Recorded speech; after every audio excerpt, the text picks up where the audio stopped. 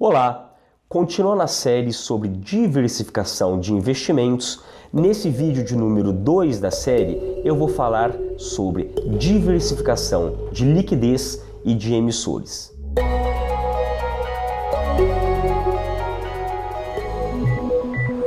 Recapitulando um pouco sobre o assunto do vídeo de número 1, então lá eu trouxe conceitos sobre o porquê diversificar. Para começar, o que é diversificar, né?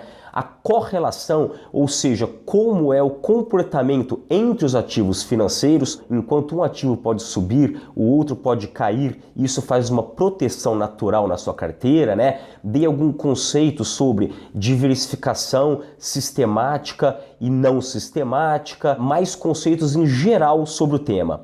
Nesse vídeo eu vou ser específico sobre liquidez e emissores. Então, o que é ser diversificado em liquidez? Onde que eu invisto meu dinheiro?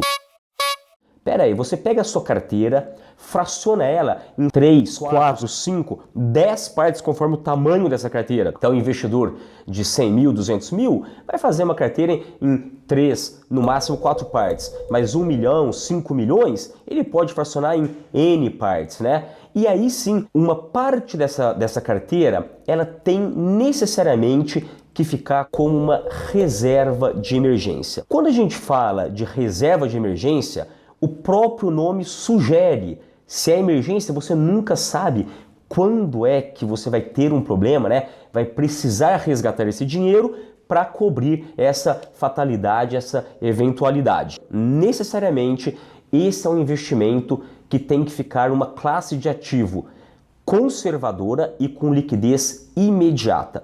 Liquidez imediata é considerada liquidez de zero, você resgata hoje e hoje mesmo o dinheiro está disponível na sua conta corrente, ou no máximo um dia. Você faz o resgate hoje e amanhã esse dinheiro está disponível. Parte desse dinheiro certamente é uma reserva de emergência. Eu costumo recomendar 6 meses do seu custo fixo. Então você separa esse dinheiro em ativos extremamente conservadores e de liquidez imediata, e o resto você vai alongar o prazo. Então, para se obter mais rentabilidade com os seus investimentos financeiros, você não necessariamente precisa correr mais risco. Alongando a carência, ou seja, abrindo mão de liquidez dos seus investimentos, você consegue também maior rentabilidade sem correr maior risco. E se você diversifica, pelo contrário, diminuindo o risco. O que é abrir mão de liquidez?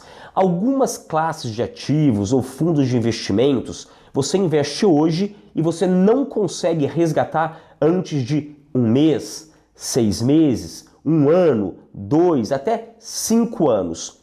Obviamente, um dinheiro, né, um investimento de liquidez D1 ou D0 vai entregar menos retorno do que um investimento com carência de 1 mês, 1 ano, 5 anos. Óbvio, se esse investimento de liquidez D0 entregasse o mesmo retorno que o investimento longo, por que você investiria num dinheiro que vai prender o seu dinheiro por 5 anos, sendo que com liquidez imediata você tem o mesmo retorno? Então isso é até intuitivo, né? Ou seja, separe a sua reserva de emergência e escalone o resto, né? As frações dessa carteira em 1 mês, 6 meses, 1, 2, 3 anos. E somente dessa maneira você vai obter muito mais retorno do que simplesmente onde eu vou investir meu dinheiro. Um outro conceito de diversificação é quanto aos emissores. Por exemplo, os CDBs. O CDB é um título com a garantia do FGC, ou seja, o Fundo Garantidor de Crédito. Aquele que devolve o seu dinheiro, né, o seu investimento, tanto o principal mais os juros, até 250 mil, caso a instituição onde você tenha investido venha à falência.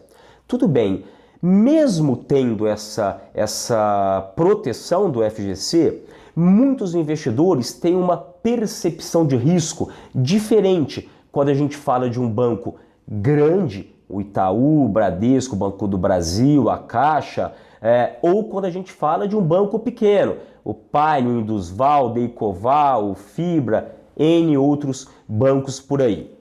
Enfim, mesmo tendo a proteção. Só que o banco grande, ele sabe disso, então ele não oferece a mesma taxa de retorno do que o banco pequeno. Se você é um investidor totalmente conservador, avesso a risco, não suporta nenhum tipo de... não vai dormir bem, mesmo sabendo que tem a proteção só porque está num nome desconhecido, então, pelo menos parte do seu capital, coloque nesses bancos menores e deixe uma fração maior no banco grandão. Só assim você já vai aumentar a rentabilidade. Então, por exemplo, suponha que o Banco do Brasil ofereça no CDB 80% do CDI. Um banco de porte médio ofereça 100% e um banco pequeno 110%. Coloca metade do dinheiro no Banco do Brasil a 80%, 100%, né, no banco médio e os outros 25% você deixa no banco pequeno a 110%, por exemplo, e aí você vai ter na média ali, sei lá, 105%, eu não fiz a conta, mas enfim, é só como exemplo que serve isso aí. E o mesmo ocorre em outras classes de ativos. Por exemplo, então tem gente que não gosta de investir em títulos de crédito privado, que são os CRAs, CRIs e debêntures, que não têm a proteção do FGC. Tudo bem, só que esses títulos eles permitem investimentos muito pequenininho, às vezes R$1.000, R$1.100. Então faz para uma fração do seu portfólio, faça uma carteira com esses títulos que remuneram muito mais do que as emissões bancárias e você pode escolher diversos emissores. Então, caso um venha à falência, não vai fazer tanta diferença no seu portfólio.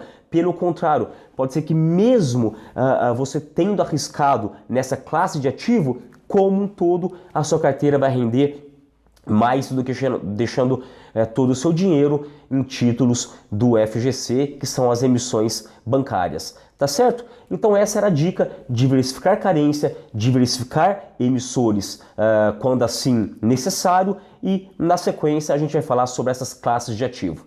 Eu fico por aqui, assine esse canal se você quer obter mais informações de qualidade sobre o mercado financeiro e acompanhe o nosso blog, onde aí sim você tem artigos muito mais completos sobre os temas. Muito obrigado e até a próxima.